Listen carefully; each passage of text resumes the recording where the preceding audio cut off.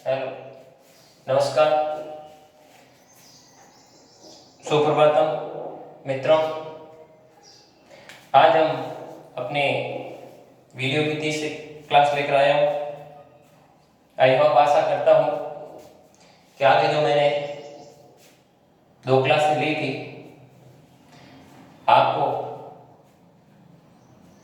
जरूर समझ में आई होगी। और वैसे तो मैंने देखा है कि आपका सराहनीय सहयोग मुझे आगे बढ़ने और मेरा हौसला अफजाई करने के लिए आपका बहुत बहुत आभार और आपको धन्यवाद। साथ ही आप इसी प्रकार मेरा हौसला बुलंद करते रहिए, जिससे मैं बढ़िया से बढ़िया कर सकूं।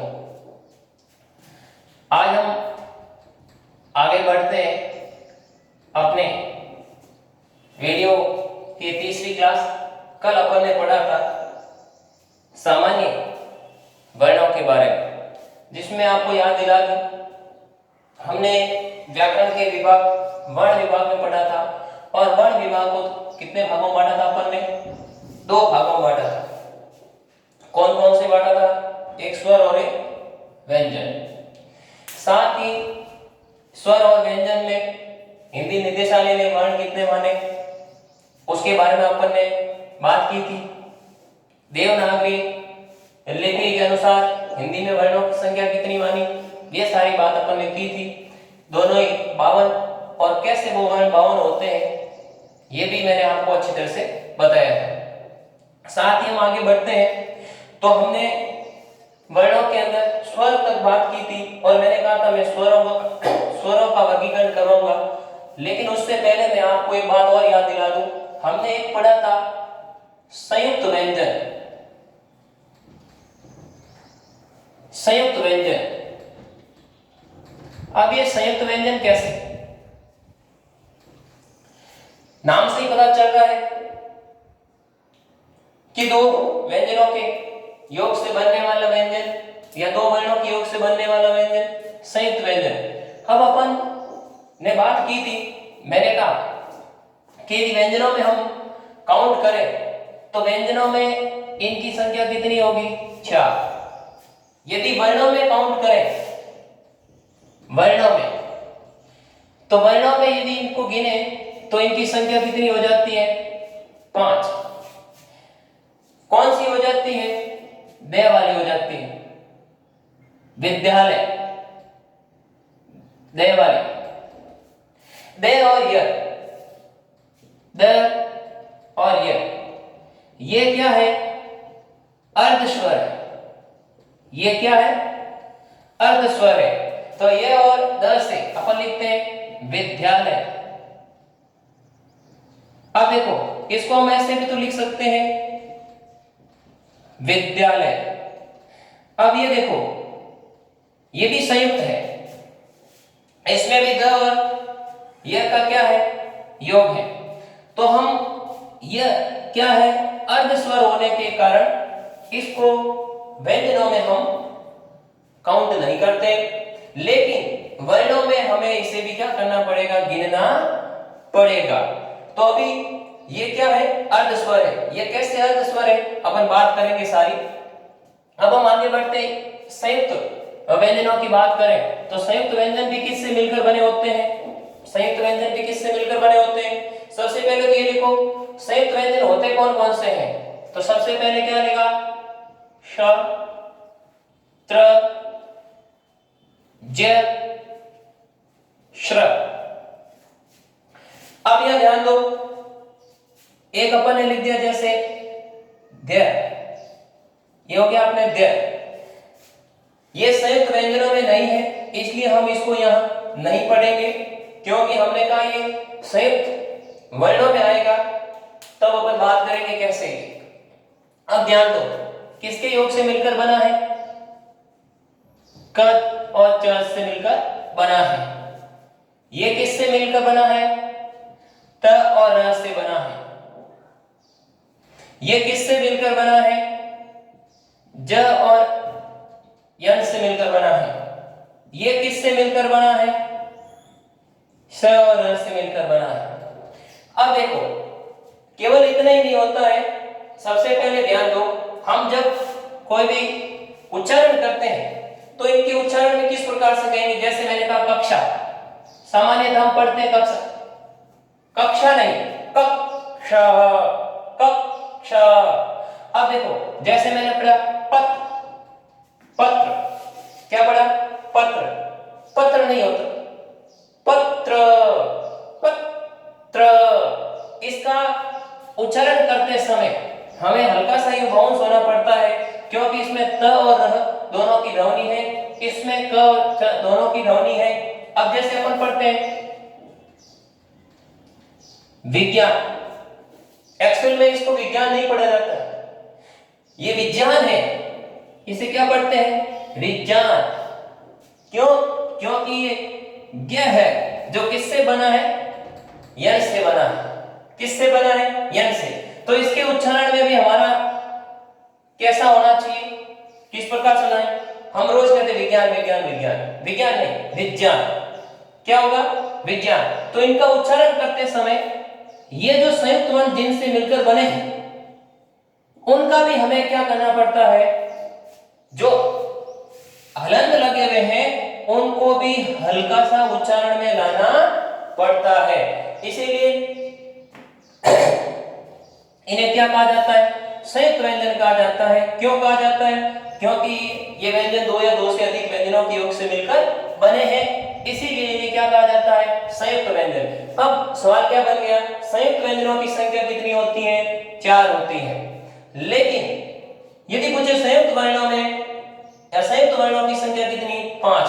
क्यों? क्योंकि ये द भी किससे बना, योग से मिलकर बना है, द और य से मिलकर बना है। लेकिन एक बात ध्यान रखना, या हल्की सी, कि हम इसको संयुक्त व्यंजन में नहीं पढ़ेंगे, ये संयुक्त वर्णों में पढ़ा जाएगा। अब यदि हम इसे और आगे बढ़े तो हम देखते हैं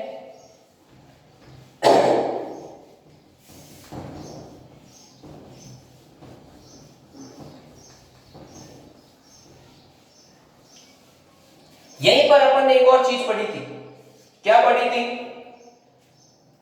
उपक्षिप्त व्यंजन। क्या पढ़ा था, उत्क्षिप्त व्यंजन, उत्क्षिप्त, ये उत्क्षिप्त वर्ण। अब इन उत्क्षिप्त वर्ण, इसी को क्या कहते हैं, ताड़न जात। इसी को क्या कहते हैं, द्विगुणन। इसी को क्या कहते हैं, उछला हुआ। इसी को क्या कहते हैं, फेंका हुआ। उछला हुआ, फेंका हुआ, ताड़न जात, द्विगुणन और उत्क्षिप्त। अब इनकी संख्या कितनी होती है, 2। इनकी संख्या कितनी होती है, 2। होते कौन कौन से 2, अड और अढ। अब ध्यान दो, इनकी कुछ विशेषता होती है, इन वर्णों की भी कुछ क्या होती है, विशेषता होती है। और वो विशेषता क्या होती है, पहली विशेषता सबसे पहले पूछे जाए हिंदी में ये कहां से लिए गए हैं, तो हिंदी में ये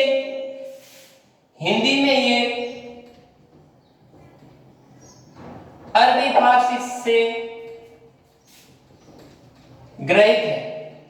कहां से ग्रहण किया गया है इनको, अरबी फारसी से।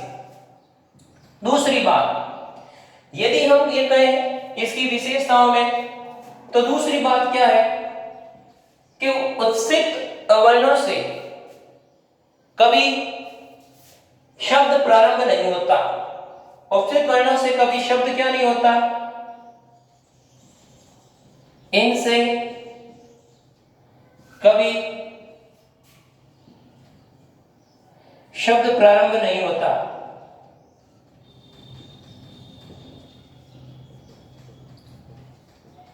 शब्द प्रारंभ नहीं होता है। जैसे उदाहरण, हम क्या लिखते हैं, ढाणी। एक हम और क्या लिख देते हैं, ढाणी। अब आपसे ये पूछे इसमें से शुद्ध कौन सा है और अशुद्ध कौन सा है। अभी अपन ने ये पढ़ा है कि इनसे कभी शब्द प्रारंभ नहीं होता, इनसे कभी शब्द प्रारंभ नहीं होता। तो सीधी सी बात है कि शब्द कौन सा सही हो जाएगा, ढाई। दूसरी बात हो गई। तीसरी बात यदि अपन करें तो हम इनका प्रयोग कहां करते हैं, शब्द के मध्य में करते हैं। इनका प्रयोग शब्दों के मध्य या अंत में होता है, मध्य या अंत में होता है, मध्य या क्या होता है, अंत में होता है। अब जैसे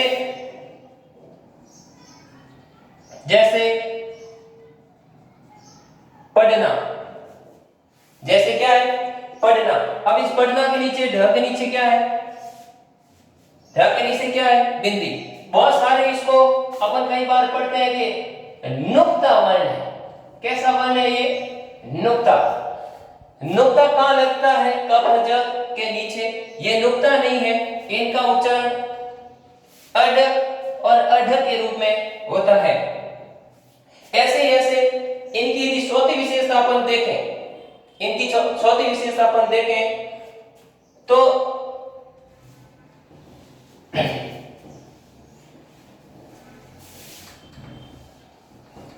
इनकी यदि अपन चौथी विशेषता देखें तो चौथी विशेषता क्या हो सकती है इनकी जो चौथी विशेषता होगी वो ये होगी कि ये वर्ण अनुस्वार के बाद इनका प्रयोग नहीं होता। अनुस्वार के बाद इनका प्रयोग नहीं होता। जैसे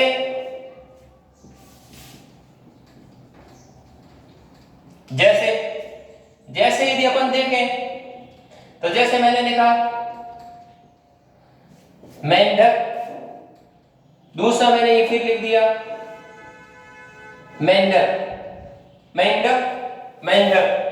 अब यह ध्यान दो, मैं के ऊपर क्या लगा हुआ है, अनुस्वार है। तो अभी अपन ने क्या लिखा, अनुस्वार के बाद इनका प्रयोग नहीं होता।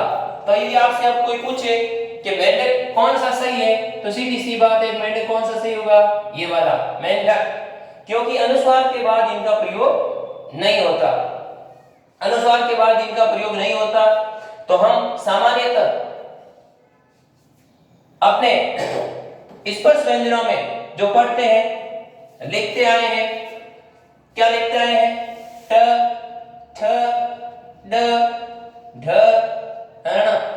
अब यदि अपन इनकी बात करें तो हम तो क्या करते थे, आज भी ऐसा ही होता है, ट से टमाटर, ठ से ठटेरा, ड से डमरू, ढ से ढक्कन। और मैडम ने सिखाया था अणमण कुछ नहीं, अणमण खाली। हम इस खाली के चक्कर में आज तक इनके नीचे बिंदी आएगी या नहीं आएगी, इस बात का हमें पता नहीं था। ये दोनों अलग हैं और ये दोनों क्या है, अलग है। तो अभी अपन ने इस उत्सिष्ट व्यंजनों को कहां से लिया, अरबी और फारसी भाषा से लिया। इसकी खास बातें क्या थी, इसकी खास बातें ये थी कि इनसे एक तो शब्द प्रारंभ नहीं होता, दूसरी बात क्या थी, ये अधिकतर शब्दों के मध्य या अंत में आते हैं, और तीसरी बात क्या थी कि अनुस्वार के बाद इनका प्रयोग नहीं होता। और एक पहली विशेषता अपने पढ़ी हुई अरबी और फारसी से लिए गए हैं। ये इनकी कुछ खास बातें थी। तो ध्यान रखना, संयुक्त व्यंजन और उपसित ताड़नजा के द्विगुणन, इसी को उछला हुआ, फेंका हुआ आदि भी नामों से जाना जाता है। ये कुछ खास बातें थी अपने उस वर्णमाला के अंदर। तो वर्णमालाओं के अंदर अपन ने कल जो बाकी रह गई थी वो भी और अब अपन बात करेंगे स्वरों का वर्गीकरण। तो साफ बात है, स्वरों का वर्गीकरण। किनका वर्गीकरण? स्वरों का वर्गीकरण। अब स्वरों का वर्गीकरण कितने प्रकार से? तो 5 प्रकार से पढ़ेंगे अपन। कितने प्रकार से पढ़ेंगे? 5 प्रकार से पढ़ेंगे। यो तो अपन ने सामान्य स्वर में ह्रस्व स्वर और दीर्घ स्वर अपन पढ़ते हैं। ह्रस्व स्वरों की संख्या भी अपन ने पढ़ी थी कि ह्रस्व स्वरों की संख्या कितनी होती है? 4 होती है। दीर्घ स्वरों की कितनी होती है? 7 होती है। ऐसे हमने छोटी क्लासों में दे रखा है, जो हम पढ़ते भी हैं। अब यदि बात करें सबसे पहले, तो स्वरों के वर्गीकरण के अंदर यदि अपन बात करें, तो सबसे पहले जो शब्द आता है वो आता है मुखाकृति के आधार पर।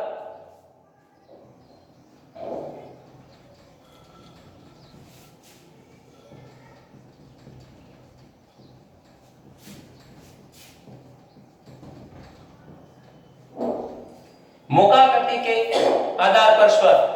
अब मुखाकृति के आधार पर भी स्वर कितने प्रकार के हो जाते हैं? 2 प्रकार के हो जाते हैं। आगे जाकर ये खुद बढ़ गया। मुखाकृति के आधार पर भी शब्द कितने प्रकार के हो गए? 2 प्रकार के। एक तो जीवा के आधार पर और दूसरा हो जाएगा मुख खुलने के आधार पर। पहला जीवा के आधार पर। अब ये जीवा के आधार पर भी शब्द के इन स्वरों के कितने भेद होते हैं? आगे 3। कितने भेद होते हैं? 3।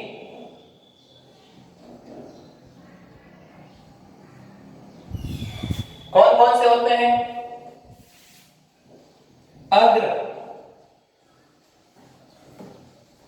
पच, या देखो मध्य और पच।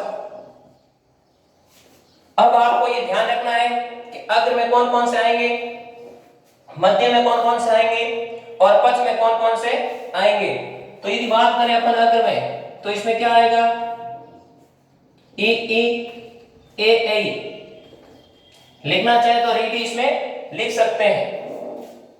मध्य में क्या आएगा? अ। मध्य में केवल क्या आएगा? अ। और अंत में क्या रह गया? पच। पीछे कौन कौन रह गए? आ, उ, उ, ओ और औ। अब ये क्या है कि इनके उच्चारण करते समय जीवा का जो भाग प्रयोग होता है, उनके आधार पर जब इनका उच्चारण करते हैं तो जीवा के अग्र भाग से कौन कौन से बोले जाते हैं? अग्र भाग से ई, ए और ए।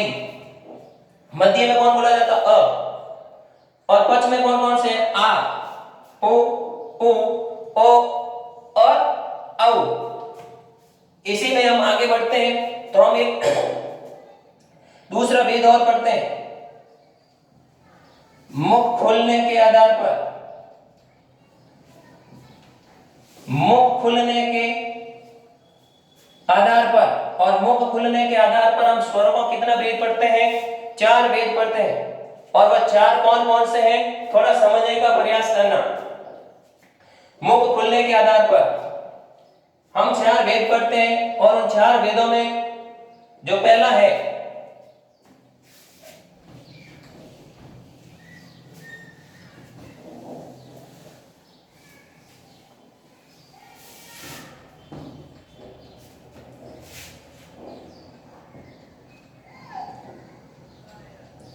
मुख खुलने के आधार पर स्वर कितने प्रकार से? 4 प्रकार से। अब ये 4 प्रकार से कौन कौन से हैं? थोड़ा ध्यान देना इसको। पहले मैं लिख लेता हूं, फिर बताता हूं मैं आपको कौन क्या है, कैसे है।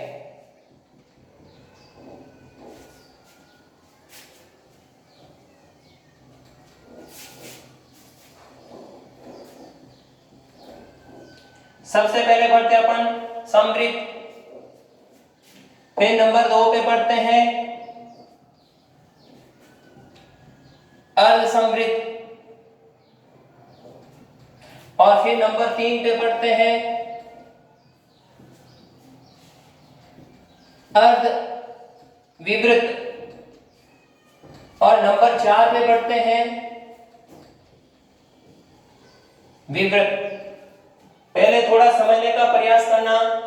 हमने पढ़ा है सबसे पहले मुखाकृति के आधार पर स्वर के दो भेद। पहला कौन सा था? जीवा के आधार पर।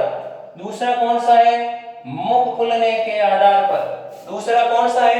मुख खुलने के आधार पर। अब देखो मैंने ये तो लिख दिया, लेकिन इसकी खास बात क्या है? हमें कैसे पता चलेगा कि समृद्ध में कौन आएगा, अर्ध समृद्ध में कौन आएगा, और अर्ध विवृत में कौन आएगा, और विवृत में कौन आएगा? तो उसके लिए हमें इन शब्दों का क्या आना चाहिए? अर्थ आना चाहिए। तो अर्थ के लिए यदि अपन बात करें तो समृद्ध का अर्थ होता है, वास्तविक अर्थ इसका क्या हो गया? बंद। क्या हो गया? बंद। और इसका यदि अपन देखें तो आधा खुला, आधा खुला या कुछ खुला। बात करूंगा अभी क्या कुछ खुला और क्या बंद। अब देखो अर्ध स्वर की अपेक्षा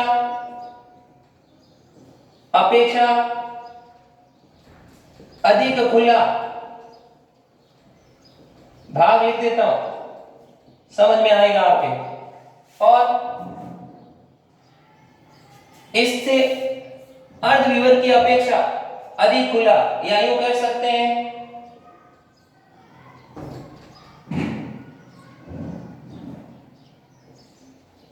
मुख पूरक या मुख का पूरा भाग खुला। अब ध्यान दो, कहने का मतलब है कि हम इनको कैसे समृद्ध में कैसे ले सकते हैं। कहने का मतलब समृद्ध किसे कहते हैं? हाँ, वे स्वर जिनका उच्चारण करते समय हमारा मुंह क्या हो? बंद हो। मुख का भाग है जो क्या हो? बंद हो। अर्ध स्वर के अंदर यदि हम कहें तो वे स्वर जिनका हम उच्चारण करते समय समृद्ध की अपेक्षा कुछ अधिक भाग खुला हो। अर्ध विवर्त की बात करें तो अर्ध समृद्ध की अपेक्षा कुछ भाग अधिक खुला हो। किसका भाग अधिक खुला हो? मुख का भाग अधिक खुला हो। और सबसे अधिक जिसका उच्चारण करते हैं, वे स्वर जिनका उच्चारण करते समय सबसे अधिक मुंह खोलना पड़ता है, वह स्वर कौन सा हो जाएगा? आ। कौन सा हो जाएगा? आ। अब यहां ध्यान देना, आ। अर्ध विवर्त में कौन कौन आएंगे? अर्ध विवर्त के अंदर यदि अपन बात करें तो आ के बाद क्या देखो, अर्ध विवर्त में थोड़ा ध्यान देना। क्यों? क्योंकि समृद्ध अर्ध सम, अब ये थोड़े से इनमें थोड़ा ही डिफरेंट रहता है, और थोड़ा ही डिफरेंट क्या करता है?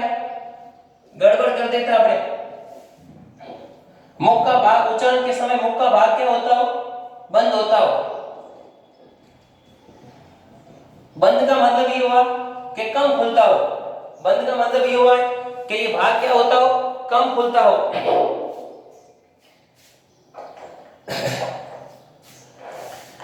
आगे देखो, हम सबसे पहले बात करें तो मुख वो कौन सा स्वर है जिसमें मुंह का भाग सबसे अधिक खोलना पड़ता है? तो वह भाग अपना कौन सा स्वर है? आ। क्या बोलते हैं अपन? आ। अब यदि अपन इधर बात करें तो इसमें अपने कौन से भाग कम खुलते हैं? ई, ई। इसमें कौन कौन से हो गए? ई, ई। और क्या हो गया? उ, उ। इनका उच्चारण करते समय मुख का भाग है जो क्या होता है? कम खुलता है। अब यदि बात करें अपन अर्ध स्वर की, तो अर्ध स्वर के अंदर कौन कौन से आ जाएंगे? ए और ओ। कौन कौन से आ जाएंगे? ए और ओ। और अर्ध विवर्त में कौन कौन से आ जाएंगे? तो आ जाएंगे अपने अर्ध विवर्त में अ, ए, औ। अ, ए, औ। अ, ए और औ। तो इस प्रकार से आप ध्यान से सुनो एक बार वापस, समृद्ध, और समृद्ध का अर्थ होता है बंद, यानी कि वे स्वर जिनका उच्चारण करते समय मुख का कुछ ही भाग खुलता हो। तो वे कौन कौन से हो जाएंगे? ई उ उ। उसके बाद में कौन सा हो गया? अर्ध समृद्ध। अर्ध स्वर में कौन कौन से आएंगे? अर्ध स्वर का मतलब क्या हो गया? वह वे स्वर जिनका उच्चारण करते समय थोड़ा या आधा मुख खुलता हो, तो वो क्या हो जाएंगे? कौन कौन से होंगे? ए ओ। और यदि बाद में बात करें अपन अर्ध विवर्त की, तो अर्ध स्वर की अपेक्षा उच्चारण करते समय मुख का अधिक भाग खुलता हो, तो उसमें कौन? अ, ए और औ। और विवर्त जिसमें सबसे अधिक उच्चारण करते समय मुख का भाग खुले, वह कौन सा हो जाएगा? विवर्त। विवर्त का अर्थ ही होता है खुला।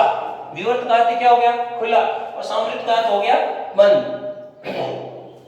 नमस्कार दोस्तों, यदि मेरा वीडियो आपको पसंद आया हो तो अधिक से अधिक लाइक, शेयर और कमेंट्स के माध्यम से कुछ सलाह, साथ ही आप मेरे चैनल को अधिक से अधिक सब्सक्राइब करें। साथ मेरा हौसला अफजाई करने के लिए आपका सहयोग सराहनीय, और ऐसा ही सहयोग बना रहा तो जरूर मैं और अधिक कुछ करने का प्रयास करूंगा। नमस्कार, धन्यवाद।